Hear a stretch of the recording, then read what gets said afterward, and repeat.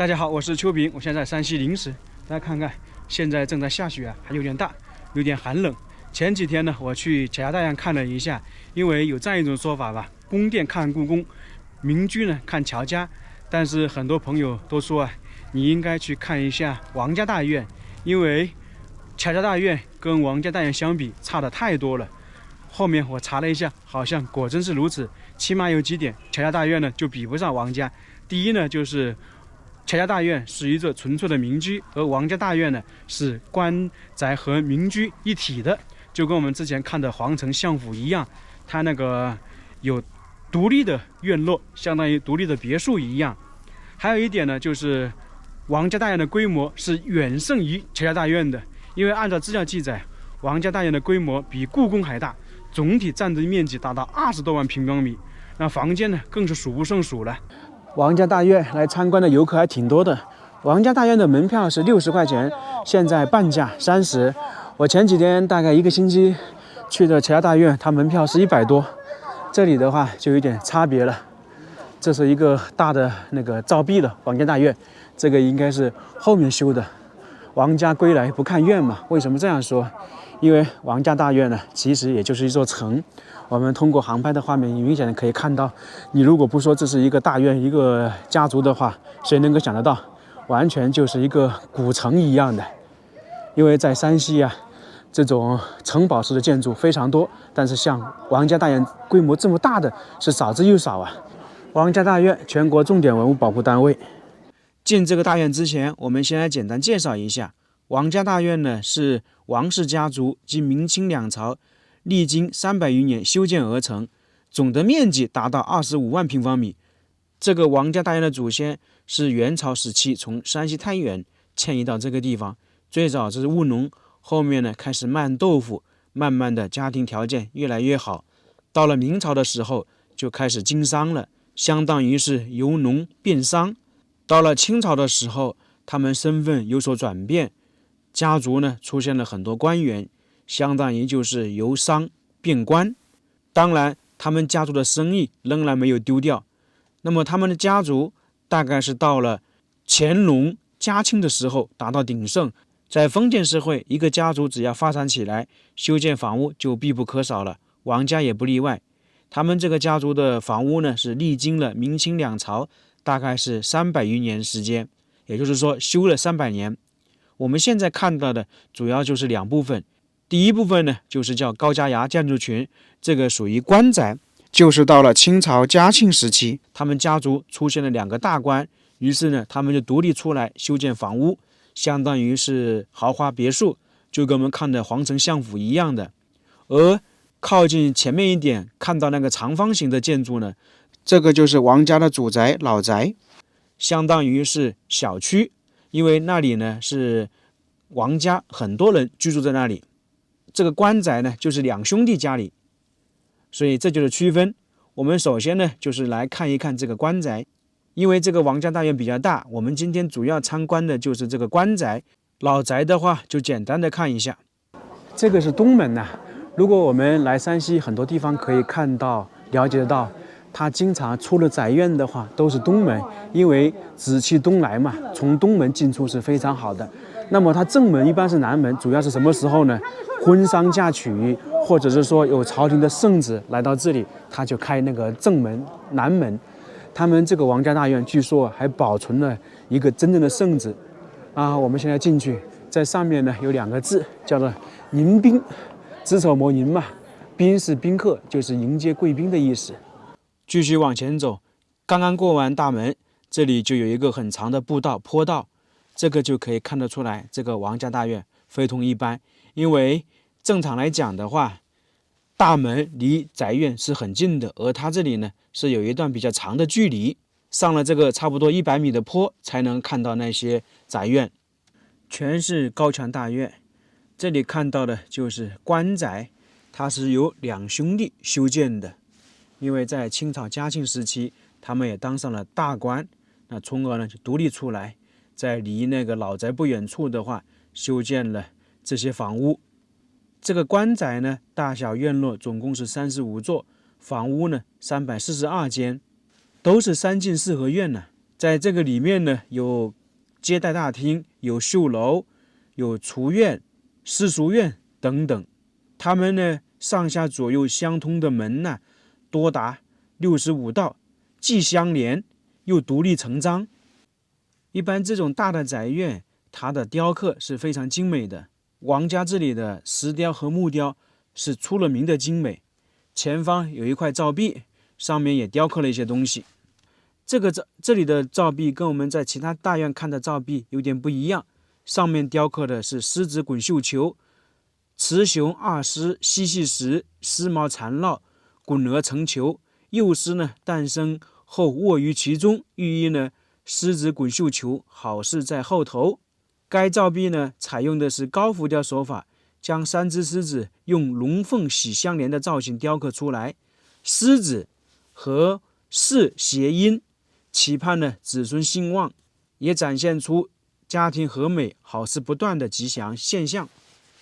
现在呢，我们就来这个大院看一看。这个是作为兄长的房屋，大家看到这里有2个门，这是大门，这边是侧门。这个大家都明白是什么意思了，因为在封建社会，什么样的人走什么门，穿什么衣服，住什么院子，住什么房屋，建什么房屋，都是有明文规定的。这个就是主人以及他们家里的核心成员往这里进出。那侧边呢，就是家丁、下人、丫鬟进出的地方。我们先来看看大门，这大门看起来是比较小吧？我们从空中航拍的画面看，这里是2个院落，2兄长同时建的，而左边那个的大门宽一点，右边这个窄一点，这是由于哥哥的官职比那个弟弟低，所以呢他修的门呢也就不一样，因为也是有等级规定的嘛。但是呢，在封建社会就是讲究有孝治天下，弟弟呢要尊敬哥哥，所以他修的大门房屋呢就比他哥哥稍微低一点，宽不用管它，但是高低一定要区分。所以呢，可以明显的看到弟弟的那个大门比哥哥那个低一点。在这个下面，大家看到有2块巨大的石头，这个是上马石，因为马放在这里嘛，他人的话不好上去，就有一块石头。这个在南宋以前，上马石是武官的象征；明代以后呢，上马石便成为门第的象征，就基本上是官宦之家才有上马石。现在来看一看这个大门，中间高，两边低。如果从远处看的话，有点像雄鸡昂首，所以在这里呢是叫做鸡头门楼。这种门楼呢，在清朝只有正五品官员及以上才可以使用，他的官职就是正五品，不过是买的，这也体现了封建社会的黑暗。在这个门楼的中间是刻着古琴，东边刻着是棋盘棋子，西边刻着的是书卷画卷，以此表明王家是地道的书香门第之家。最顶部的话，这里呢是一个正方形，里面是凤栖牡丹，代表着富贵。第2层扇形刻画的是书卷，隐含儒雅之气。在下边呢有4个吊柱，中间的吊柱刻着牡丹花，牡丹代表着富贵嘛。靠两边的吊柱刻着荷花，荷花在未开花前先结籽，合起来就是富贵多子。同时呢，荷花又称为莲花，代表着富贵清廉。现在呢，我们就去这个哥哥家里的房屋看看。王家整个在这一块呢是传承了29世，现在在世最高的是23世。在大门前有狮子，这是必不可少的了。东雄西雌，以东为尊，特别是西边的雌狮它是辅着那个幼狮，意思就是说祝愿子嗣昌盛。所以整个这个大门的木雕和砖雕、石雕都是非常精美的。一进来看到一个照壁，这个就是山西陕北的典型特色。在以前嘛，因为说家里呢要挡住各种不好的东西，进来之后呢，就是一个典型的北方四合院。它整个房屋呢是坐北朝南。这个第1个院落呢，其实就是相当于客厅、接待大厅。左右两边的厢房呢，就是账房、管家那些居住的。那么北边大家看到没有？看起来是富丽堂皇，这是给那个尊贵的客人那个来居住的。比方说他们的上级或者是对等的家族的人来了，就住在这个地方。而南方呢，明显就看起来比较简陋，这个就是一般的那个客人就住在这个地方。所以在古代啊，都是有规定的。他们这个家族的房屋呢，基本上都是遵循前朝后秦的局面。这个就是客厅的那个门廊，大家看看上面的雕刻很精美啊。我们来到这个王家呢，其实主要就是看它的雕刻，因为房屋的布局啊，跟我们之前看的山西大院或者防城相府，差不多，但是它这里面的雕刻基本上是一绝。那这个呢，就是步步登高的意思。在进入大厅的时候，中间有过门石，上面雕刻也是非常讲究。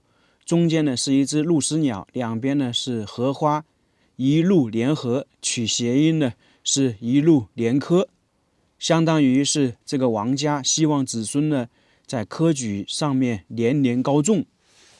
这块过门石其实是完整的，只不过呢是有一个门槛把它分开了。在里面雕刻的是有燕子和柳树，代表着海晏和亲，寓意呢国泰民安，天下太平。这个王家他的愿望还是挺好的，一个是希望子孙好，另外呢是希望国家富强。现在我们先来看看模型。我们现在是在这个位置，这是老大，这是弟弟，然后那边是共用的，就是花园啊、学习的地方，都是四合院布局形式的。这是相当于是新宅嘛，那个嘉庆时间修建的。这个就是老宅，我们在航拍的画面就可以看到，大家看到吗？它这个房屋呢很规整，完全像一座城堡、一个城市。然后这里呢有3条那个横的小巷，就相当于是一个王字。整体来说，它这个大院呢、老宅呢是以它王字来修建的。我们现在看到的这里大概是4万多平方米，最鼎盛的时期大概是25万平方米，相当于有5个这么规模大，不得了吧？这就是他们家族财力的象征啊！5座是什么概念呢？就完全比故宫还大了，所以称之为华夏民居第一宅嘛。我们主要看的就是这边。据说整个王家大院大小院落呢大概是231，房间呢总共是2078。大家想一想这个数据，这也是我迄今为止见过最大的一个院落。你想一想，在清朝的时候，一个地主能够有这么多的房屋，财力是多么的雄厚。2000多间房屋，你如果每天住一间，要住6年的时间。在航拍的画面可以看到，老宅的左上角也有一处城堡式的建筑。据导游介绍，这个以前呢也是属于王家大院的房屋，只不过呢现在它是另作他途，我们就没去参观。真的是豪华程度、奢华程度令人瞠目结舌啊！我们看了那么多晋商或者其他的地主，有这样一处城堡式的建筑大院都不得了了，而王家呢却有5处。看完前院就来后院看一看，这边呢是主人休息的地方、居住的地方。入口的这个门叫做垂花门，起到一个迎宾的作用。两侧的柱子呢，雕刻的是我们平时吃的那种柿子，里外有4个，表示事事如意。来到这些豪门大院、古宅，基本上每一种雕刻、每一种建筑方式、建筑手法，其实都是有含义的。前方我们看起来是3孔窑洞吧，其实是有5孔窑洞的，隐藏了。因为在以前呢，封建社会建房屋有几口窑洞是有规定的，95一般是不能用的，所以呢，他们就是明3暗5，有些地方呢是明3暗7都有可能。那么正前方就是主人居住的。东西厢房的1楼是属于儿子儿媳这些居住的，2楼呢是绣楼，就是千金大小姐居住的地方。当然了，这个根据他们家庭成员的多少来决定的。这些就是东西厢房的窑洞布局，看起来是比较简单吧。以前不知道是不是这个样子啊。据导游说呢，这些物件不是王家遗留下来的，在另外一孔窑洞还把它打成王家他们小孩结婚时期的婚房，看起来是比较喜庆的。这个院落里面最精美的可能就是这个柱础石，上面的雕刻非常精美啊。这是整个院落里面最精美的。1、2、3、4、5、6，总共是6层。住处石的作用一般是负荷承重，2是防腐防潮，3呢是审美筑基。这个第1层是谷，代表着天；第2层是锦缎，代表着孩子呢前程似锦；第3层呢是蝙蝠祥云，代表着吉祥；第4层呢是草笼，镇宅辟邪的作用；第5层是底座，这个就没什么讲的；第6层是回纹，回纹不断的象征子孙不断，子孙很多。他们这个家族的台阶非常有意思啊。第1层的话，台阶都设置成书桌的形式，就是说他们家的子孙呢要勤奋好学，能够去科级考试，进而呢出人头地。这个是正北窑洞，也是最中间的，就是当时主人居住的。看看里面是什么布局，也是炕啊。由于山西这边黄土高原，冬天是比较冷的，所以很多住的话都是炕。这里面的家具，听导游讲，都是从旁边的村落或者其他的一些古村落里面的村民收集上来的，所以看起来也是有一定的年代感。在正房旁边有个台阶，是可以去2楼的，数一下是13级，这个就代表着他们家族的女孩子13岁上绣楼，因为东西厢房的2楼啊，就是他们家族女孩子的绣楼。在山西大户人家有这样的说法，13岁上绣楼，就是13、14学习，15岁呢嫁人，16岁抱个胖娃娃。在台阶这里呢，还有个雕塑是鲤鱼跃龙门，这个很好理解了，望子成龙的意思。去上面看看，它那个正房上面呢是供奉祖宗的地方，有些呢进山大院呢，在最里面一个院落啊，上面呢是绣楼，所以进山大院呢，它也有所区别。这个是始祖阁，是供奉王家的祖先，据说呢是属于周朝时期的一个人，那还是奴隶制社会，证明王家传承了几千年了。这左右两边2楼都是绣楼，由于这个房屋可能比较老，就不让大家参观。你看看上面还有很多烟囱啊，这个都比较精美，因为这个地方冬天比较冷嘛，所以呢都会烧炕。刚才我们也看到很多。我们再来看一下啊，在这个墙壁上面有很多铁钉一样的，这个主要是在墙壁里面有木头，靠这个铁钉啊拉伸，这都是建筑的一种风格。往这边出来看看，这边呢就是家里的护卫居住的地方，是叫做围院，不过现在处于办公区，所以就没法参观。在旁边呢还有几口小洞，这应该是当时放杂物或者是养宠物的地方。看看后面是什么？哎呀，今天王家大院游客是非常多啊，我是一直避开游客来拍摄。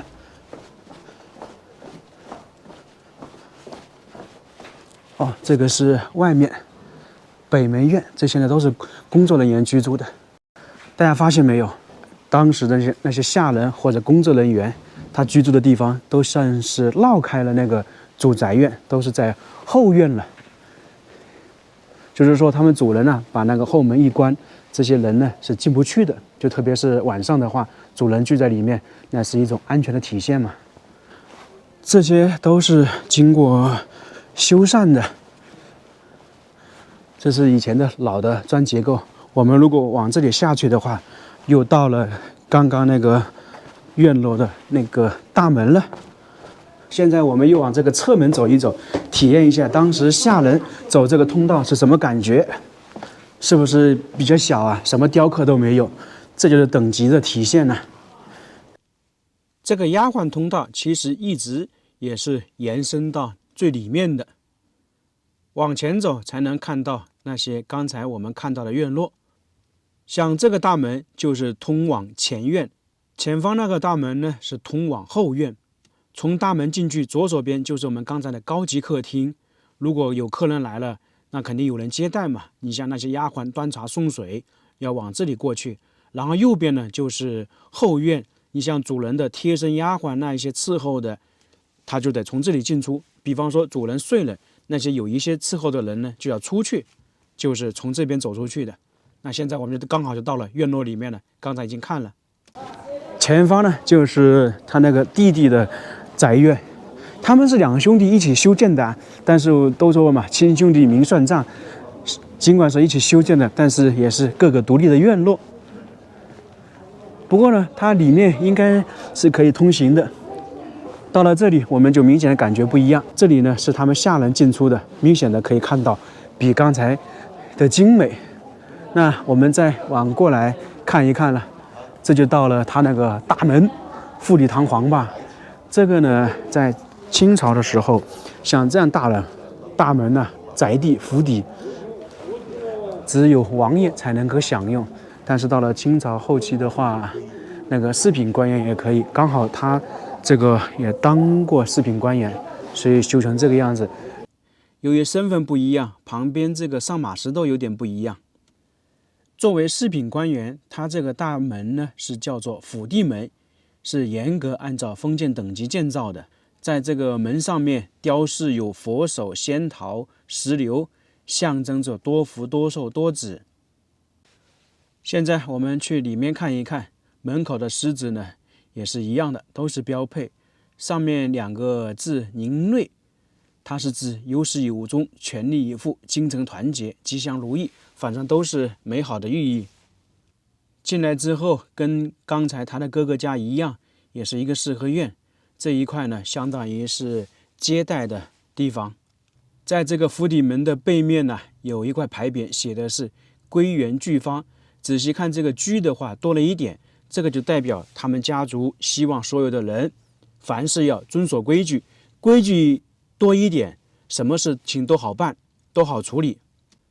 继续往前走呢，就是正北的大厅，因为它整体布局跟他哥哥家是一样的，同样上面是有过门石。玉堂富贵，雕刻兰花和牡丹，寓意呢玉堂富贵。这里面呢也是客厅了，不过这客厅里面展示一些东西非同一般呐。之前我们在乔家大院看到有三宝，和王家大院同样有：第一圣旨，第二地图，第三奖牌。我们现在看到的这个就是清朝嘉庆时间用来装圣旨的盒子，当时圣旨就是用这个盒子装到王家来的，看起来是非常精致啊，双龙。这里一块公碑，相当于是那个奖状嘛，说的就是他们家族做了一些事情，然后呢，当时的同治皇帝给他那个发的一个奖牌，这里写的是大清万年一统天下全图，这就是那个嘉庆时期的清朝的地图啊，这还是挺大的。它这个是原版的，它是一条一条拼接而成的，所以它收起来的话也不会褶皱。看看当时清朝的统辖范围，很清晰啊。尽管看起来跟我们现在地图不太一样，但是啊，我们还是能够看到一些主干道、一些山脉都能看得清楚。所以当时绘制技术还是挺先进的。这个就是圣旨啊，真版的，嘉庆年间的圣旨。由于是清朝，所以用满汉两种文字，上面写了什么我就已经看不清楚了，因为感觉有点破损，历史也是非常悠久的。那么这里应该就是主人招待客人的地方，在这里商谈事情。由于刚才前院和后院的那个通道暂时关闭了，我们就往旁边走。这边刚好呢有一个私塾，叫做养正私塾，可能就是当时他们王家这两兄弟的小孩在这边读书。他这个门前的雕刻也很有意思。这个院门呢是由4块青石组成的高浮雕岁寒三友，底部呢是授石盘根，寓意呢孩子们读书要如磐石般扎好基础，根基扎实。顶端呢竹枝缠绕，右上角有一只喜鹊，寓意呢是喜上眉梢。两边就看得很清楚了，都是一根竹子竖立在那里，意思就是说王家的子孙无论做学问或者是做官都要节节高。通过这个门进来之后，就是私塾院。这里的私塾啊，相当于我们说的小学，因为这里是启蒙的地方。如果稍微大了一点，10多岁读书呢，就在旁边一个书院，那边称之为初中。等一下我们去看一下。那这一块呢，就是那些私塾先生那个居住办公的地方。楼上呢就是藏书阁，因为教书嘛，肯定是要很多书籍的。那这一块呢，就是课余时间小孩呀，在这里休息游玩，或者是几个人在这里商量。那这边呢就是教室了，相当于是当时的小孩就在这个里面读书。当时的小少爷启蒙就在这个地方。他们王家这里是2兄弟居住在这里的，所以呢，2家兄弟之间的小孩都在这一块启蒙。因为古代嘛，其实是讲究一个家族，然后他们2家呢都是属于官宦家庭，那么小孩教育啊，在他们那个时候还是比较重视的，到了后面就不一定了。从私塾出来的这个通道，其实就是我们一开始说的佣人下人走的通道，只不过呢，它在这里呢还有一些其他的用处。往前走的话，看到这里也有雕刻隐蔽，右边这个属于乌龟的背，前方呢就是鹤，千年鹤万年龟，在这里的意思就是说家里的人呢要健康长寿。往前走就是厨房院。为什么厨房能够称之为院落呢？因为里面大，在这里呢，封建等级观念也体现得淋漓尽致。你像我们看到这里有2个门，在当时主人走哪个门进去和下人走哪个门进去都是分开的，有规定的。这个厨院呢，设有内3外4 7道门，把全院分割成上中下3个等级，不同等级的人走不同的等级的门，在不同等级的餐厅就餐。主人在后院楼上，高级佣人在中院，一般佣人在前院，体现了严格的等级观念。那么当时主人呢，他就是来到这个院落，去2楼吃饭，相当于是独立的空间。1楼呢，这一块呢是高级佣人吃饭的地方，比方说管家、账房等等。然后前方那道门过去的就是下人、佣人吃饭的地方，这个区分的很清楚啊。在吃饭的时候，这个门是关闭的，因为前方是下人、佣人吃饭的地方，他们吃的跟中院以及主人吃的都不一样，所以不能让他们相互看到。比方说，主人吃的是鸡鸭鱼肉，而这些下人呢，可能就是吃的馒头面等等，都是封建等级的体现。特别是这种官宦家庭更是如此，更明显。从厨房院出来之后，我们就去后院看一看了。一进来看到过道，跟刚才我们看到的有点不一样，这里稍微宽敞一点。这主要是两边呢有小房间，因为刚才我们看到的是没有。这个小房间呢，就是后院主人他们贴身丫鬟居住的地方。那么可能这个贴身丫鬟呢，基本上要时时刻刻照顾主人，所以就在这里建造了2个房屋。如果主人晚上休息了，那么这个丫鬟呢就来到这2个小房间休息，所以说它这里就更宽敞一点。那么我们在很多院里面都看到有大水缸，一个是消防的作用，另外一个呢是聚气聚财的作用。一进入到这个院落，就感觉到非同一般，因为雕刻太多了，窗户上、门上面，还有那个墙壁上面，可以说是富丽堂皇。这一块呢，明显比他哥哥那个后院更好一点。为什么？因为他官职更高，所享用的东西就不一样。来这里呢，肯定主要就是看这些雕刻啊。那么里面的布局呢，其实跟刚才我们看的是差不多。正房两边呢是他那个儿子儿媳居住的，上面呢就是绣楼等等。这个就是正房，大家看到没有？这个布局是3孔窑洞，跟刚才我们看的5孔又不一样，不知道是为什么？难道是因为他官职更大，他更遵循那个制度嘛？在上面呢有个匾额“德高望重”，是清朝嘉庆时期写的，也差不多200年了。去里面看一看，再来看雕刻。这就是房屋里面的布局。我感觉以前呢肯定不是这样的。他哥哥里面呢属于炕，而这里呢是直接的床。这就是里面的区别所在。我感觉以前呢，应该也是炕。这个窗户上面雕刻着锦鸡玉兰，鸡有文武能勇信武德，寓意呢主人武德俱全。两边的绿色花瓶中插有莲花，一瓶清廉，谐音呢一品清廉，希望他的子孙做官清正廉明，能够达到一品官员。蓝色花瓶呢插有月季，表示四季平安。旁边的香炉呢冒出一缕青烟，是希望王家能够香火不断，人丁兴旺。底下呢还有4只蝙蝠围成一个圆，企盼四面八方的福气向王家涌来，四福齐来。在西边的窑洞，这个窗户上面也雕刻了东西，是凤凰戏牡丹，表示富贵常在。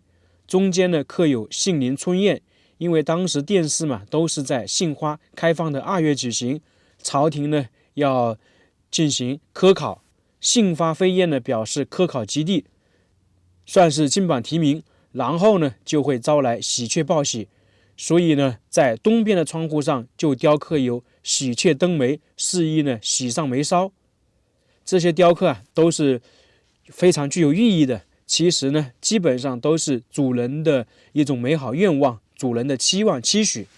这个院落里面的雕刻非常多，可能最精美的就是这些墙壁上面的墙基石，上面雕刻了很多故事。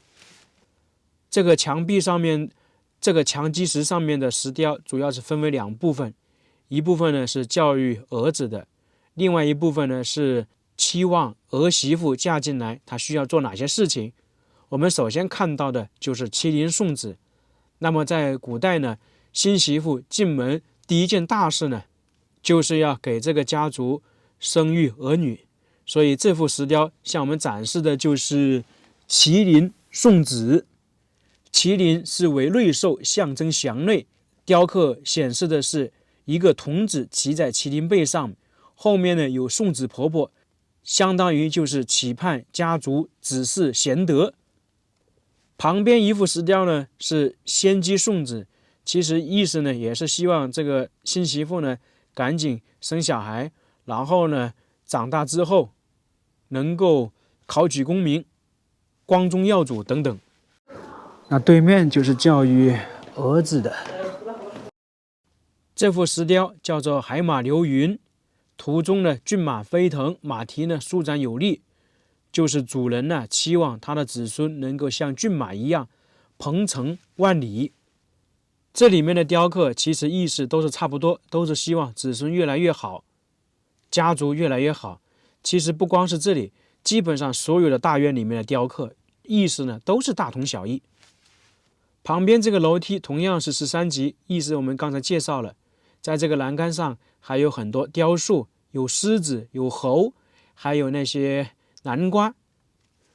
这个南瓜应该是很好理解，它里面呢有很多籽，然后南瓜呢跟男子的男是谐音，同样是希望家里呢多生男子。这个猴子呢就是希望家里的子孙后代能够封侯拜相。现在去2楼转一转，这边的2楼也是供奉祖先的，不过是供奉从太原来到这一块定居的那些祖先，包括他们后面使王家兴盛强盛的一些人。第一个人就是非常明显的，看到的装饰就是我们一开始说的从元代过来的。第2位呢就是清朝康熙时间的他们王家的人。王家呢开始在他们手上有所变化，因为我们一开始说在明朝的时候王家基本是商人，这个王家呢在清朝康熙年间算是变成了官商了，就是家里开始有清朝的官员。其实我们发现在山西很多晋商啊或者这些其他的家族基本上是随着清朝兴盛而兴盛，随着清朝衰落而衰落。你看很多家族啊基本上是在那个乾隆年间或者嘉庆年间达到鼎盛，后面呢随着清朝实力的衰落就慢慢衰落。清朝灭亡之后，他很多家族呢就基本上就败得很快了，包括那些钱庄票号都是如此。那些票号在清朝灭亡之后很快就停业了。这个院落我们就看完了，现在准备出去。在这边还有一个小的院落，应该是他们两家共用的，叫做贵新书院，相当于是读中学的地方。它这里呢也是分为前中后3个院，我们现在是前院，从前院到中院是3个台阶，它这里呢每一个地方都是3个台阶，相当于是连升3级。因为清代的官制一共是9个品位嘛，所以王家的人希望自己的子孙在跨上339个台阶之后，能够做到1品高官。王家人呢就在这个地方发奋读书，期盼金榜题名。这里面就是当时他们读书的地方了。不过由于这些房间是空的，就没什么好看的了。继续往前走，就相当于是来到了花园，一边学习，然后另外一边呢是他们课余时间休息娱乐的地方。这一块啊，在王家以前是叫做花院，因为他们王家呀，他们的花园跟我们平时看的不一样，它是用盆种植花，并不是在地上，所以比较特别。这一块呢，当时啊就放了很多那个花盆，左右两边都放啊。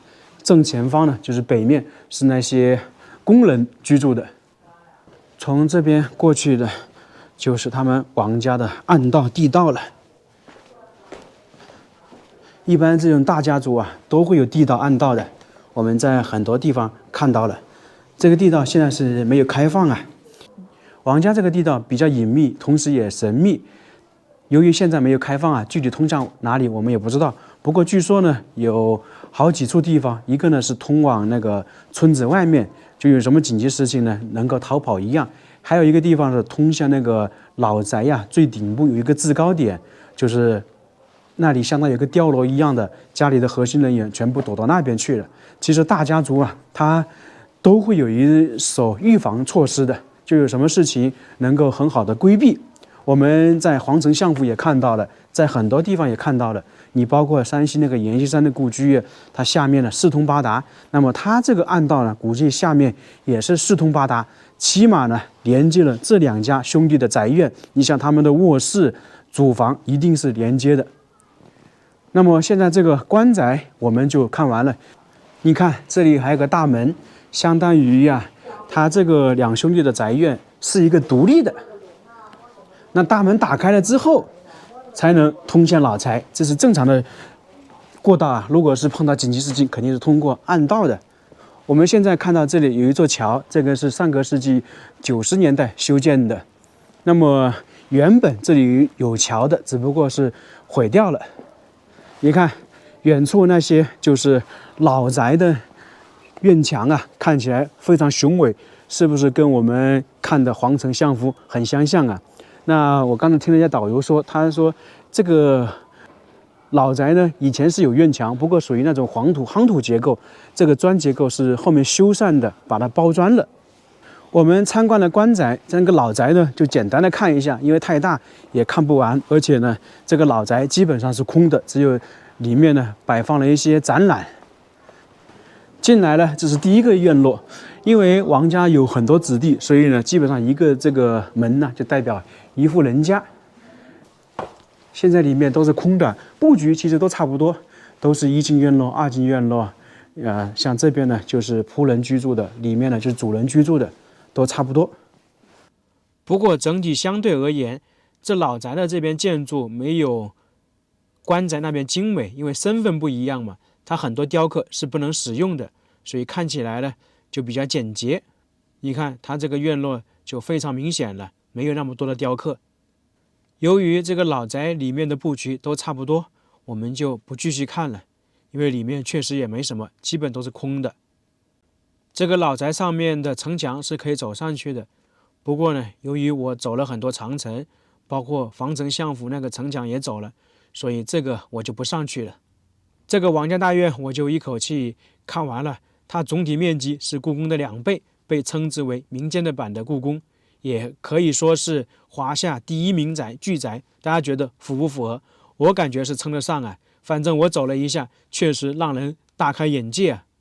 尽管说主人是靠卖豆腐起家，但是也是经过历代王家人的一起努力、一起奋斗，才最终呢有这么大的大院。那么可能很多人会问，这个王家最后的人去哪里呢？